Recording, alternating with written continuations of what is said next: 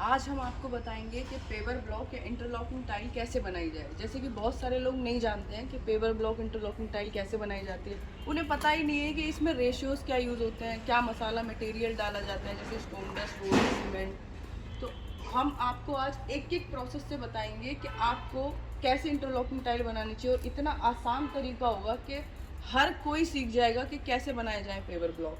मैं रुखसार Khan ultra tile machine से स्वागत करती हूँ आपका। चलिए अभी हम आपको बताते हैं सूखे पाउडर से, ताकि थोड़ा सा आपको समझ में आए कि किस तरीके से मिक्स होता है। जैसे देखिए, मैं आपको बताती हूँ कि टॉप लेयर में मसाला किस तरीके से डाला जाता है।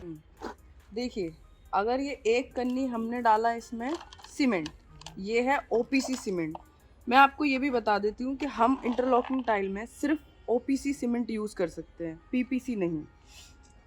एक कन्नी अगर सीमेंट डल रहा है तो उसके बदले में डलेगा इसी तरीके से आपका एक और दो कन्नी स्टोन डस्ट। ये स्टोन डस्ट है, ये ओपीसी सीमेंट था और ये स्टोन डस्ट है। ओपीसी सीमेंट पीपीसी सीमेंट में फ़र्क होता है। PPC cement fly ash base cement है और ओपीसी सीमेंट पूरी तरीके से सीमेंट है। ये दोनों में से हम सिर्फ और सिर्फ आप इंटरलॉकिंग टाइल बनाने के लिए हम सिर्फ ओपीसी सीमेंट यूज़ करेंगे, क्योंकि पीपीसी सीमेंट से अगर आपने टाइल बनाई तो आपकी टाइल के कोने झड़ जाएंगे, गिरने लगेगी, जल्दी टूटेगी। उसमें मजबूती, चाहे आप कोई भी केमिकल डाल लीजिए, वो मजबूती जो ओपीसी सीमेंट देगा वो पीपीसी सीमेंट नहीं देगा आपको। इसमें हमने डाला है एक सीमेंट और दो डस्ट। ये हमारे टॉप लेयर का रेशियो होता है। आप इसमें रोड़ी नहीं मिक्स कर सकते, गिट्टी रोड़ी या एग्रीगेट जो भी आप कहते हैं, जैसे ये है, इसको मैं रोड़ी बोल रही हूँ। ये आप टॉप लेयर में नहीं यूज़ कर सकते। टॉप लेयर में आप सिर्फ डस्ट डालेंगे और सीमेंट डालेंगे। डस्ट भी नदी का बालू नहीं होना चाहिए। देखिए, थोड़ा मैं आपको दिखा देती हूँ, इस तरीके का डस्ट होता है, स्टोन डस्ट कहा जाता है, यानी कि इसी गिट्टी का चूरा। देखिए, ये है कलर। अगर आपको टॉप लेयर में अपने कलर वाली टॉप लेयर बनानी है तो ये पाउडर है। इस तरीके का पाउडर कलर होता है जिसको आपको टॉप लेयर में डालना होता है। अगर आपको बहुत अच्छा ब्राइट कलर चाहिए तो उसके लिए आप डालेंगे एक बैग सीमेंट में 2.5 किलो कलर। जिस हिसाब से आपको चाहिए कि नहीं, किसी को इतना बहुत बढ़िया पीस नहीं देना है, अच्छी क्वालिटी नहीं चाहिए, ऐसी ग्राम पंचायत में लगाना है, थोड़ा बहुत ऐसे ही थोड़ा फेड सा कलर भी चलेगा, तो फिर आपकी मर्ज़ी पे है वो। अगर आप डालते हैं एक बैग सीमेंट में 2.5 किलो कलर, तो लगभग मान के चलिए आपकी बन जाएंगी 3000 से 3500 टाइल। अगर आप जैसे जैसे उसमें रेशियो बढ़ाते जाते हैं, आप 5000 टाइल निकाल सकते हैं, आप उससे 7000 टाइल निकाल सकते हैं, 10,000 टाइल निकाल के सकते हैं। तो मैं एक मैक्सिमम और एक मिनिमम कैसा कलर आ सकता है उसकी अभी आपको दो इंटरलॉकिंग टाइल दिखा दी। फिर ये आपको रेड कलर की टाइल है, ये पिंक नहीं है, ये भी रेड कलर की टाइल है। ये दोनों एक ही ब्रांड के एक ही कलर है, लेकिन एक कलर आपको पिंक में दिखाई दे रहा है, एक कलर आपको रेड में दिखाई दे रहा है, क्योंकि जो ये वाली टाइल है ये निकाली गई है एक पूरे कलर बैग से 2500 पीसेस, इसलिए इसका कलर इतना ब्राइट आ रहा है। और दूसरा वाला जो आपको मैंने अभी पिंक दिखाया, ये इसका कलर ऐसा आ रहा है एकदम पिंक, क्योंकि ये निकाली गई है 7000 टाइल एक सीमेंट से। यही मैंने आपको बताया, आप पे डिपेंड करता है आपको ये वाला कलर देना है कि ये वाला कलर देना है। अभी मैंने जैसे कि आपको टॉप लेयर बता दी है कि टॉप लेयर में आपका 1 पे 2 रेशियो चलता है, यानी कि अगर एक सीमेंट है तो 2 आपको डस्ट डालना पड़ेगा। यहीं पे यहाँ आप बैक लेयर का बताती हूँ मैं आपको। जैसे अगर आपने डाला है 1:7 का रेशियो लेके चल रहे हैं हम, जो एक नॉर्मल एवरेज रेशियो होता है जो नॉर्मली लोग यूज़ करते हैं। जैसे अगर इसमें हमने एक कन्नी डाला है सीमेंट, ठीक है, ये हमारी बैक लेयर है। मैं आपको ये भी समझाऊंगी कि टॉप बैग क्या चीज़ है। उसके बाद बैक लेयर में एक बैग सीमेंट के बाद यहाँ पे डलेगा हमारा 1, 2 और 3। एक बैग सीमेंट के मुकाबले में उसका 3 गुना डलेगा डस्ट। अब हम आ जाते हैं यहाँ पे रोड़ी गिट्टी। ये डलेगा हमारा 1, फिर डालेंगे हम 2, 3, 4। ये बैक लेयर का रेशियो हो गया। अब टॉप लेयर और बैक लेयर में 1, 2 का तो टॉप लेयर था और 1, 3, 4 ये था हमारा बैक लेयर का।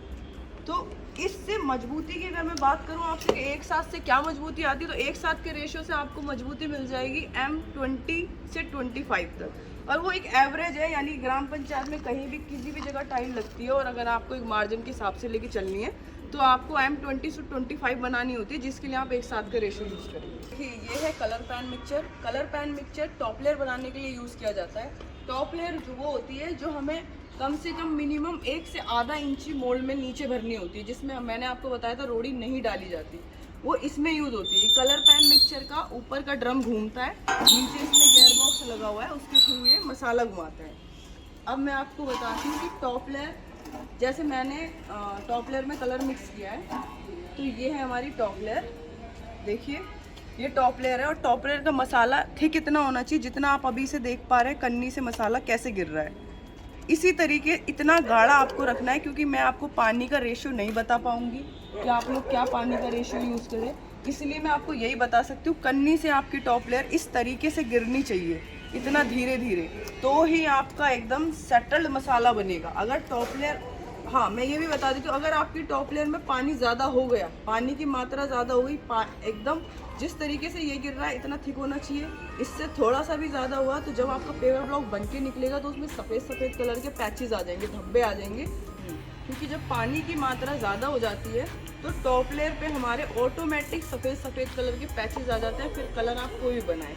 एक चीज़ और, रेड कलर बनाने के लिए आप ब्लैक सीमेंट यूज़ कर सकते हैं, लेकिन अगर आपको बनाना है येलो कलर या फिर मान के चलिए ग्रीन कलर, तो कोई भी जब आपको लाइट कलर बनाना है तो आपको वाइट सीमेंट ही यूज़ करना पड़ेगा। अगर आपने ब्लैक सीमेंट में येलो कलर डाल दिया तो टाइल ग्रीन कलर की निकलेगी, या तो पूरी ग्रीन निकलेगी, नहीं तो बड़े बड़े पैचेस और धब्बे आ जाएंगे आपकी टाइल पे। कलर पैन मिक्सचर से ये देखिए मैंने मोल्ड में टॉप लेयर को भर लिया है। टॉप लेयर काफ़ी थिक है, देखिए आप कितनी इतनी थिक है, इसमें केमिकल डला हुआ है, इसकी वजह से भी नहीं हिल रही है, ये केमिकल डाला है हमने इसमें, तो ये देखिए कितनी थिक है। ये ऐसी आपकी टॉप लेयर होनी चाहिए इस तरीके से कि इतनी थिक हो कि आप मोल्ड टेढ़ा कर रहे हैं फिर भी वो नहीं गिर रही है। ये वाइब्रेशन टेबल है जिस पे वाइब्रेट होता है, देखिए इसमें होल बना हुआ है ताकि वाइब्रेशन को नीचे की तरफ ऑब्जर्व कर सके और मोल्ड इस पर दब के खिंच के चले। इस डायरेक्शन से इस डायरेक्शन में मोल्ड ऑटोमेटिकली इधर जाएगा। ये वाइब्रेशन टेबल, इसका साइज़ है 10x2। इसमें नीचे 3 HP की मोटर लगी होती है जिससे ये वाइब्रेट होगी। वाइब्रेशन हमारे मोल्ड के लिए इसलिए ज़रूरी है क्योंकि अगर हम इसमें मसाला भर रहे हैं, रोड़ी डाल रहे हैं, सीमेंट डाल रहे हैं, डस्ट डाल रहे हैं, तो जो रोड़ी होती है जब वाइब्रेशन होता है तो पूरी तरीके से ऊपर आ जाती है, और जो छोटे छोटे बबल आपके मसाले के बीच में गैप रह गया होता है वो सारे बबल्स को वाइब्रेशन ख़त्म कर देता है, इसलिए वाइब्रेशन ज़रूरी है।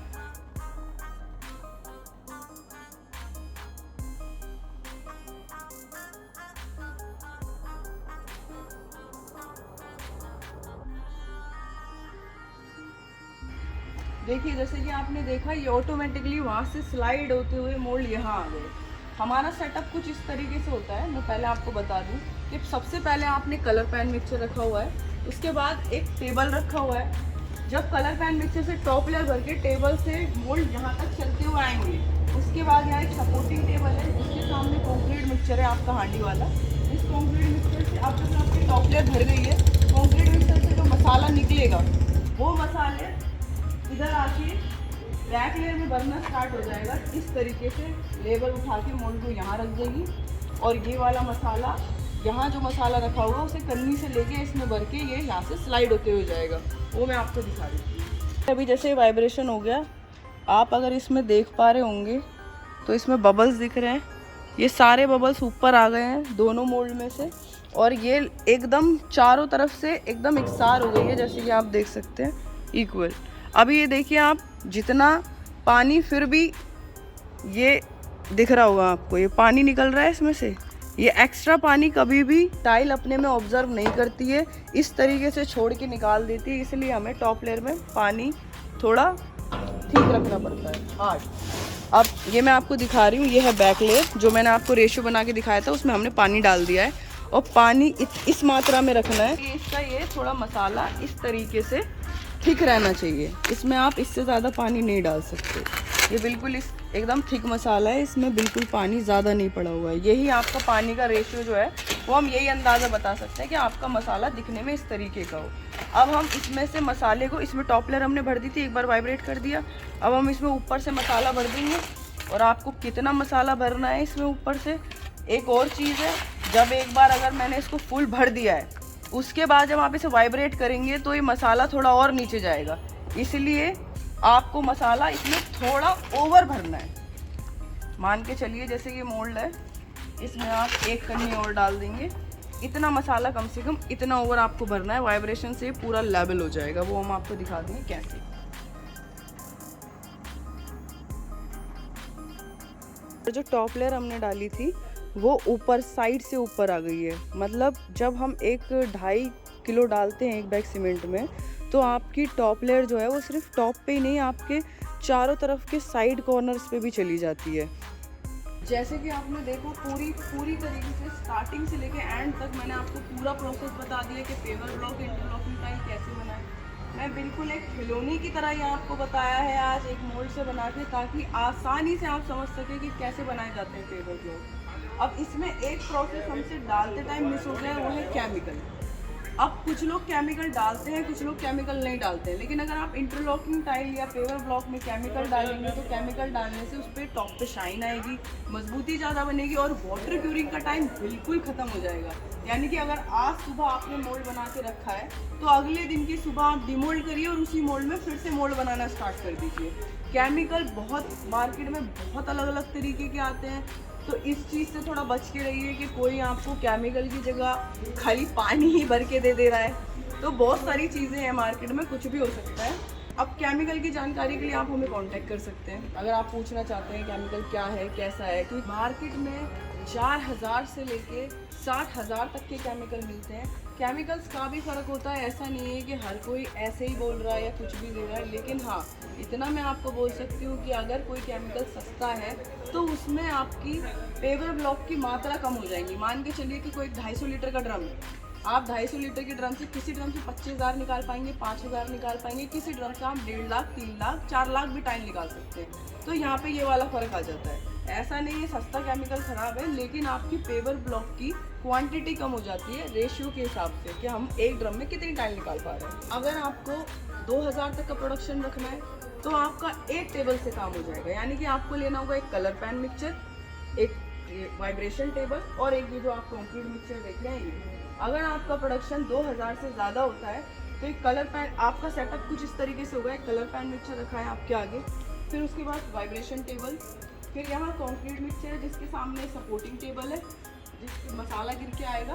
चाहे आप सपोर्टिंग टेबल की जगह आप एक 4x4 का चबूतरा बना सकते हैं जिसमें आपका मसाला गिरे। फिर उसके बाद इसमें बैक लेयर बनने के बाद इस वाइब्रेशन टेबल पे वाइब्रेट होते हुए जाएगा। एल शेप में ये बनाया जाता है जिससे प्रोडक्शन काफ़ी फास्ट हो जाता है। तो आज मैंने आपको बताया कि इंटरलॉकिंग और पेवर ब्लॉक कैसे बनाए जाते हैं। इसी तरीके से बहुत सारी चीज़ें, बाउंड्री वॉल हो गया आपका, चेयर मोल्ड हो गया आपका, सबके रेशियो ऐसे ही है। हाँ, हर चीज़ को इसी तरीके से बनाया जाता है। अगर आप बाउंड्री वॉल भर रहे हैं तो उसकी हमारे यूट्यूब चैनल पर आपको वीडियो दिख जाएगी, उस पर हमने डिटेल में बताया हुआ है कि आप बाउंड्री वॉल कैसे बनाएं, आप वो देख सकते हैं जाके। Thank you so much for watching this video. अगर आपको किसी भी तरीके की डाउट हो या आपको लगे कि हाँ मैं ये समझ में नहीं आया, आपको नीचे दिए गए नंबर पर कॉल करिए। मैं रुखसार खान अल्ट्रा टाइल मशीन से